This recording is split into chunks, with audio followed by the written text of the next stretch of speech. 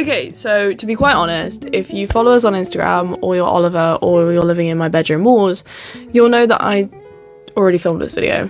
It took me a whole day. I got to the point where it's almost fully edited, and then I accidentally deleted all the files. So it was supposed to be uploaded yesterday, and fingers crossed I can get it out today, the day that I'm filming this again. Point is, I am actually almost sick of this topic. The part of me that initially wanted to do this video essay and the part of me that wrote this script, I'm still very, very passionate about this subject, or rather it's a subject that I want to talk about because I wanted to use two of my favourite texts for it as well. So immediately, when can we define knowledge as a threat? This is not something I'd really considered until I read an essay by Alan Roach called The Monstrous Body of Knowledge in Mary Shelley's Frankenstein. In that, he suggests that Frankenstein's knowledge represents both threat and promise. This quote alone made me consider, when is knowledge a threat and when is it a promise? And when have I seen this in other texts in literature? But it was not the promise of knowledge that really intrigued me, rather it was the threat of it. Something so powerful, something that I hold so dearly to my heart and hold up quite highly is knowledge and the pursuit of it. So to see it in a light where it's looked on not very favourably, I thought it was interesting, and now I'm sort of posed the question to you guys and myself, and the reason why I wrote this video is, when is knowledge a threat? When is it something that we can condemn or argue is bad? In literature, I've noticed that a lot of the books that I enjoy, knowledge has been presented as an evil, particularly when it is being misused or corrupted or valued only for its power. Its promise, as Alan Roach describes it, may be there, but it's often corrupted into threat, which fuels the narrative and causes significant harm to the characters. In most instances, knowledge becomes a threat when combined with a character's ambition, greed, or obsession, or, most importantly, when their morals are corrupted. The presence of ambition and greed and obsession is important still, because a lot of the time, those are the things that cause the morals to become corrupt. Morality is a really interesting discussion with literature, particularly in my eyes. It's been an ongoing discussion whether literature is inherently political, but I think it's impossible to deny that literature comments on morality constantly. We've sort of touched on it in our podcast, the idea that we learn morality through children's books, and the books we go on to read for the rest of our lives continue to inform our morals. Literature, in my eyes, is central in the discussion of morality. Often it defines it and encourages multiple conversations, most books arguing against each other or conversing within one narrative. For this video essay, I'm going to put morality and knowledge together. The two subjects are actually quite interwoven, particularly in this subject of discussion. Morality is central in defining what form knowledge is taking in these narratives of literature, whether it is good or bad, whether it is threat or promise. We cannot decide these things without considering morality. So for today, I'm going to use two of my favourite texts, Frankenstein, as already implied by Alan Roach, and Secret History, both coincidentally written by female writers, very talented ones at that, but also ones that are very conscious of what they're trying to do. Both have knowledge very central to their narrative. One is literally set in a school with a class of pretentious students who value nothing more than the knowledge they have. The other literally a question of what is knowledge capable of doing. Both of them have ambition, greed, and obsession central to their narratives. So hopefully we're going to find an answer to our thesis. When can we define knowledge as a threat? In Frankenstein, we can say that knowledge is presented as both threat and promise. On one hand, Victor uses his knowledge to create the monster, which initially is a quite honourable pursuit. In the eyes of medicine and scientific breakthrough, it can be looked on incredibly favourably. However, Victor is a man of greed. Instead, he uses his knowledge to become a rival to God and eradicate the mother's legacy entirely, ultimately a pursuit that a religious feminist such as Mary Shelley would have sought to condemn. Through her narrative, Shelley ultimately makes one key answer to our thesis. Knowledge, though it has a potential to be good, when misused or in the hands of people ruled by their ambition, it poses a significant threat. Ultimately, it is the use of knowledge that determines whether it is threat or promise. So let's consider that. Victor's hubris, his ego and ambition, fuels his heretical desires to become a creator and source of a new species. Shelley's language is so purposeful throughout the entirety of Frankenstein, but the noun creator itself poses Victor as a direct challenge of a creator deity, God. This act would have been incredibly condemned by a very religious Victorian society. Furthermore, Victor is a creator, not a father, but an innovator. Creator, a powerful word because it's not only synonymous with God, but also mastermind, inventor, producer, what we would think of now as Steve Jobs or Elon Musk. The creature was only meant to be the first in a long line of successful products, a long line of a new species. Shelley makes it clear that Victor disengages from his creation almost immediately. He's born from a desire of power, not as a son to a father or a miraculous resurrection of a dead human. Of course, his knowledge can be viewed as promise here. Like I've said, it offers life after death. But Victor ultimately doesn't see it for that. Rather, he takes it as an opportunity to claim superiority. He believes he should be blessed and worshipped. You can't really get much more godly than that. Not only does this further accentuate his desire for power, but it also implies his corrupt motives. Though the creature is his Adam, Victor never really had the intention to nurture it, to be responsible for his upbringing. In fact, he pretty much denies all responsibility for the creature completely, straight away. Though the creature is his Adam, Victor is nothing more than the source. And even that haunts him, and he does his best to try and deny it. This results in the tragedy that follows. His lack of responsibility and his corrupt motives makes his remarkable body of knowledge a threat. Furthermore, an interesting lens to look at Frankenstein is the threat that the creation process poses to women. With his knowledge allowing him to become a god to a new species, it also removes the necessity of reproduction in creating more humans, which of course poses a significant threat to the already quiet presence that women had in the 19th century. There are two ways in which Victor denies women their roles in the process of creation. First being when he uses his knowledge in the first place to create the creature, completely alone, completely asexually, and just himself as the man. Though he, the man of the equation, is present because his knowledge makes him necessary to be there, he removes the importance and necessity of a woman from the process of reproduction. The power that they would have had from being quote-unquote necessary in a patriarchal society. He asexually creates a living being, something that only he can do. After all, he's the only one with the knowledge to do so, but also eradicates women from the equation. In the 19th century's patriarchal society, this removes a lot for women. In fact, most men of the era would have probably ran with this, screamed from the rooftops that women were no longer necessary and men were now elite. When I was still in secondary school, I literally remember being told by my science teacher that there is a possibility in the future that we could make babies from bone marrow. Every girl in that class took the opportunity to run with this and believe that we no longer needed boys. Ultimately, Victor gets power from being able to reproduce without the need of a woman, to be able to reproduce alone. Independence is, of course, its own form of power. For instance, one of the most contentious issues in Frankenstein is related to this eradication of women. And it also, very importantly to this discussion, also highlights Victor's lack of moral integrity.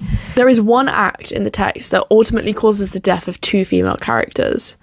Victor fails to maintain his promise to create the creature a partner. Rather, he doesn't fail, but he outright refuses to fulfill the promise he had already made.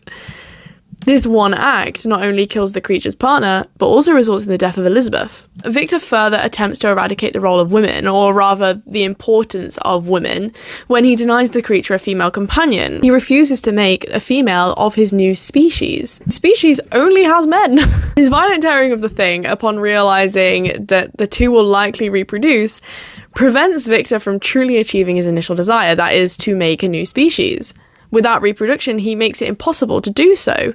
An Adam without an Eve. His epiphany regarding this literally results in a trembling passion as he tears it to pieces. Victor's trembling passion implies a sense of enjoyment and intensity in his actions, as once more Victor denies traditional reproduction and also literally very physically eradicates a female.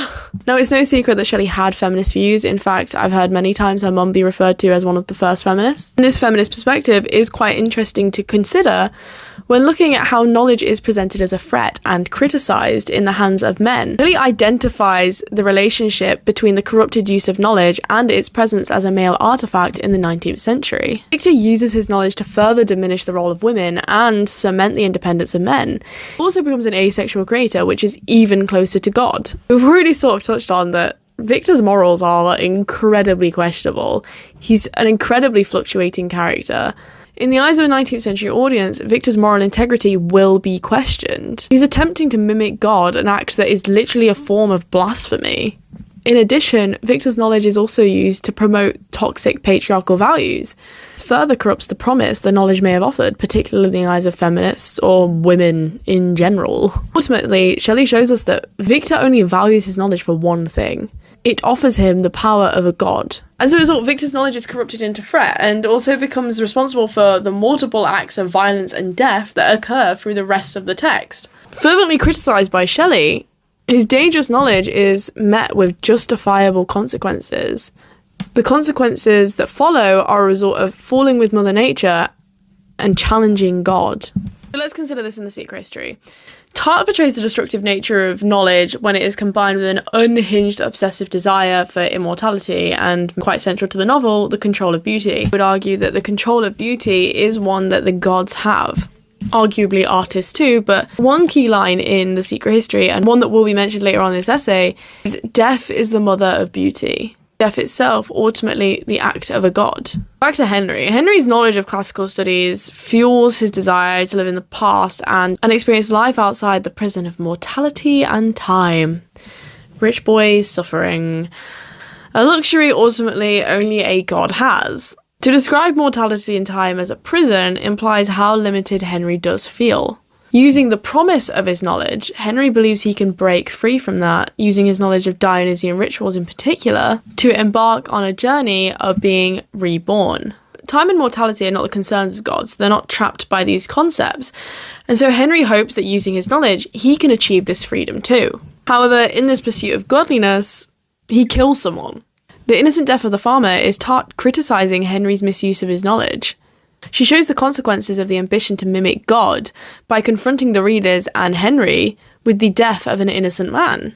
However, obsession partnered with greed and ambition never goes down well. Henry doesn't really accept what he's done. Instead, he views it as an act of beauty, which changed his very stale, colourless, dead life.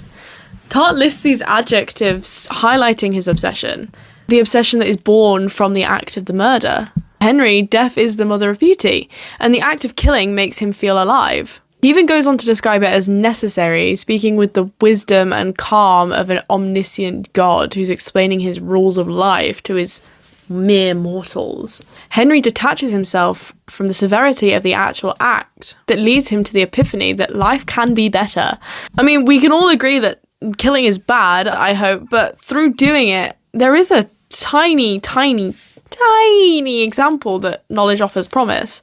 Through the killing, Henry gets new knowledge that life can be more to him than what it is now. Henry's new knowledge revitalizes him. Life is no longer dead or colourless or stale. He has knowledge of what he can do to make it better. However, to maintain his obsession with this newfound comfort and this newfound lease of life, Henry's morals need to be incredibly corrupt, the most corrupt they possibly can be. He has to place this need of happiness above the lives of the innocent people around him.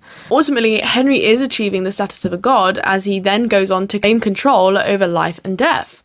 He makes the decision of a god twice, choosing to end two people's lives. Tart alludes to his moral corruption as Henry is referred to as Satan, the most morally corrupt figure that I can think of. Henry embodies the evil of the fallen angel, rivaling God as he chooses to cut people's lives short for his own benefit. Tart criticises the misuse of Henry's knowledge, portraying the consequences of his pursuit and highlighting the relationship between moral integrity and knowledge. Just because you've learnt that you can do something and it makes you feel good doesn't mean that you should go and do it. Another really interesting similarity between these two texts is that both writers use tragic conventions. The tragic conventions, in this case, can be argued to highlight the threat of knowledge when it is misused. For example, in Frankenstein, Victor can be identified as a tragic hero, and his fall from grace mimics the myth of Prometheus. Tragic hero is a protagonist who, despite their unsympathetic traits and ambitions, meets defeat, suffering, and untimely end. Though they're initially presented as likeable, though in my eyes this is not the case with Victor, I hated him from page 1, they are actually often imperfect, typically fallen victim to their own fatal flaw. Victor's fatal flaw is his blind ambition, which pushes him to recklessly play God and ignore natural order. His hubris fuels his belief that he can conquer death. Is knowledge sort of offering promise in the sense that it can progress mankind to the point that we can defy the laws of nature? But Shelley condemns this. She portrays the limitless suffering that Frankenstein endures following his peripeteia in order to emphasise the threat of knowledge when it is misused, misguided, and fuelled by corrupt ambition. As already touched on, upon successfully reanimating the dead, Frankenstein immediately abandons his creation. He's repulsed by its ugliness and chooses to refuse responsibility. This is what results in a turn of his fate, his hamartia. Though when or what his hamartia actually is argued often, I'm going to say that it was this point in the text. After this abandonment, Victor becomes a victim of the creature's revenge. His own remarkable body of knowledge, literally the physical body of the creature, turns to threaten him. His knowledge turns against him. The very knowledge that got him to this point then further perpetuates his suffering as he once again fails to use it for good. The creation of a female companion for the creature is demanded. Victor initially complies with this, admitting that as his maker, he owes him all the portion of happiness that was in his power to bestow. In this moment, through her use of language, Shelley is demonstrating the promise of knowledge, using verbs like owes and bestows to imply the gifts that knowledge can give. Bestows in particular highlights the honour and award that promising knowledge can give when used as a gift, when used morally correctly. This promise made by Victor is actually made because of his morals. As he said, it owes him what he can give him as an apology for what he has done to ruin his life. However, this language used by Shelley, these verbs, bestows and owes, are very then smartly flipped on their head. In fact, it makes us dislike Victor more when he then changes his mind. Now, as someone that already didn't like Victor at this point in the novel, hearing him speak of himself as a god, as someone that can bestow this gift, really exemplified his arrogance and his self-righteous attitude. But it becomes even worse. He acknowledges that morally this is the right thing to do. He treated the creature poorly, and this is the best apology that he can offer. So it's a real kick in the teeth when he seals his tragic fate by rejecting this opportunity to do the right thing, to use his knowledge as a gift for morally good reasons. Victor refuses to give the demon the happiness it depended on, further corrupting the promise the knowledge could have offered. He is conscious of the good this could do for the creature. He dangles it in front of him, showing to him, oh, I'm the only one that can do this for you, just to rip it away because he decides he doesn't want to do it. This moment is Frankenstein's failure to redeem himself, especially in my eyes, but completely. His actions condemn more innocent people to death. As already touched on, Elizabeth is killed as an act of revenge to this. The creature wants Victor to feel his pain. He wants to deny Victor of the female companionship that it itself had depended on. Once again, Victor uses his knowledge for a power play, and it's misused. And it kills someone. To further emphasise the tragedy of Frankenstein, Shelley also doesn't offer any catharsis. That is, the purification of our feelings as a reader.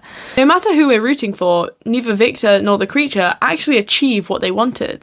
No one wins. Just like the characters, we as the reader don't feel satisfied or relieved by it. Instead, the reader is left pitying the fate of both Victor and the creature. They both suffered, right to the very end, ending up cold, alone, scared, lost, never even successfully getting any revenge that they wanted. And honestly, that's not really satisfying for anyone. Tarr also uses tragic conventions in The Secret History. The novel uses structural similarities to a Greek tragedy to encourage the reader to question and fixate on why the events and consequences occurred, rather than focus on who did those actions. Very smartly, this is done to highlight the threat that knowledge poses when corrupted by obsession and irrational morals. The significance of human flaws in relation to the actions that occur and the fate of the individuals is central to the novel, literally being in those very famous opening lines. And the homage of the characters is explicitly mentioned in those opening lines to emphasise this. Richard claims his fatal flaw is the longing for the picturesque at all costs, which is echoed by the rest of the Greek class, most in particular Henry. This can be seen through their obsession with the classical world, as shown through the comparisons and references to Greek figures, ideologies, and literature. They desperately wish to see the world not as it is, but as it once was, fueling their misuse of knowledge.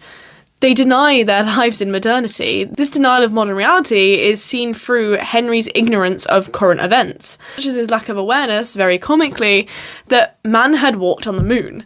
Tart establishes a clear divide between the Greek class and modern society, particularly Henry, who is arguably the tragic hero and biggest victim of the misuse of knowledge. This is further emphasised symbolically by the placement of their classroom. The Lyceum is geographically and personally cut off from the rest of the school, as ensured by their teacher, Julian. By separating themselves from the modern world, they live in one in which they feel superior. Their superiority a result of their knowledge and use of the Greek language. In their world, the more knowledge of the Greek language and culture, the more powerful you are. While the class is capable of communicating in English, they often use Greek when in the presence of others, isolating them from the conversation. The study of a dead language is not a necessity, particularly in the modern age. Rather, it is often looked on as an elitist pursuit. The privilege which allows them to study the language invalidates it. Their knowledge is without reason or impact. It simply allows them to indulge in extremity and claim superiority. While their ability to converse in English may allow them to flip between society and their world, the Greek language creates a barrier for outsiders, preventing anyone without their privilege to enter their world. The knowledge is not used for good reasons, but for vanity, for beauty, to make them look cooler, basically, to let them be, in their eyes anyway, the most superior in every room they're in. Now, this is my favourite part of this discussion. The lack of their connection to the modern world influences and explains how they act. Their morals are weird. The consistent use of comparatives through Richard's perspective as the narrator portrays their isolation as a flaw rather than a characteristic. The reader views the Greek class through the eyes of Richard. Initially, Tart uses his narration to romanticise the class, but just like a tragic hero, they have a fall from grace in the eyes of Richard and the reader. It then becomes clear, upon reading it back, that the narration is actually criticising them. Never truly fitting in with his class and existing in a weird purgatory, Richard has a connection to and knowledge of the outside modern world. This makes the reader perceive him as more grounded than the rest of the class, as he's not drowned in ignorance and mysticism. Through his narration, Tart emphasises the superiority and disconnect of the Greek class, while also criticising it. Richard's rationality separates him from the group and literally denies him an invitation from the Bacchanal. As Henry knew, he would have thought they were crazy. Unlike Richard, they are separated from modern values. They can justify themselves and their actions. They have created their own world and therefore live by their own versions of their morality, rather than the standards that everyone else lives by. This isolation is a result of the combination of their obsession with beauty and their knowledge. It makes the knowledge more threatening, for it is not controlled by the morals and rationality of society that could ground their actions. Upon being consumed fully into their world, Richard does fall victim to his own fatal flaw, but this only emphasises our point further. It implies the importance that the collective conscious holds in defining an individual's morality. When in our world, Richard looks upon the Greek class in judgment. When accepted into their world for his knowledge, his morals become warped. Their fatal flaw, the longing for picturesque at all cost, consumes the characters, and it is their knowledge that is used in the pursuit of that. Their intellectual obsession with the classical world influences how they see their modern reality and how they act within that. Their morals become corrupted, and this is what mutates their knowledge into a threat. Ultimately, the two writers combine together to criticise the misuse of knowledge, exploring the threat it develops into when it is corrupted and valued only for its power. Knowledge, coincidentally, is used in both texts in a pursuit of divinity, Victor's pursuit of material divinity, manifesting in his desire for the literal powers of a god, creating life and rejecting death, while Henry pursues spiritual divinity. He aims to transcend humanity. Victor claims that it is his benevolent intentions that makes him the author of unalterable evils, what pushes him to create the monster. Though his claimed intentions imply the promise of knowledge, the knowledge is later only valued for its power to make Victor greater than his nature will allow. Victor's knowledge develops into a threat due to his frivolous arrogance and fluctuating morals. Shelley criticises these values through a feminist lens and uses tragic conventions to emphasise how dangerous is the acquirement of knowledge. In his obsessive desire to learn the secrets of heaven and hell, Victor challenges the natural world and is hurried away to a hell of intense tortures as a consequence.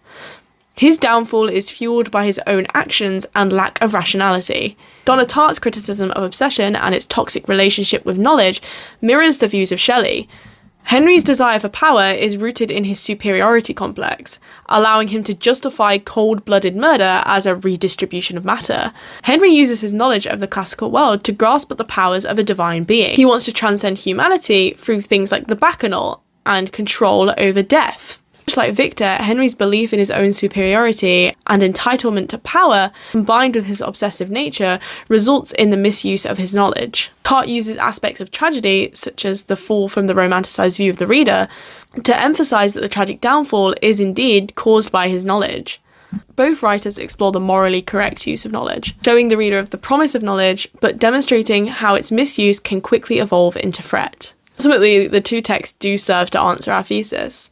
Knowledge becomes a threat when we let our ambition corrupt our morally good understanding of how to use it. Thank you for watching. If you got all the way to the end, if there are any books that you feel support knowledge as a promise, let me know in the comments. If there's any books that you feel support knowledge as a threat, let me know in the comments. I did actually think about Dorian Gray, shocker, and how Henry putting his knowledge onto Dorian is ultimately what corrupts his soul. But I also thought, people are going to be sick of hearing me talk about Dorian Gray, and I really wanted to talk about Frankenstein and Secret History. They're two texts that I absolutely adore. But yeah, thank you so much for watching. I hope that it actually comes out on a Sunday, and if it does, then yes, and I'm so sorry that the upload is late. But stick around for some more. Next week, Oliver will be having his video essay. It's his turn to make one, and then hopefully after that, we shall be back to the podcast, and if we decide that we did enjoy doing these video essays, we may make them alongside it. Who knows? But stick around to find out. Don't forget to subscribe and like and all that things, and go read some more classics.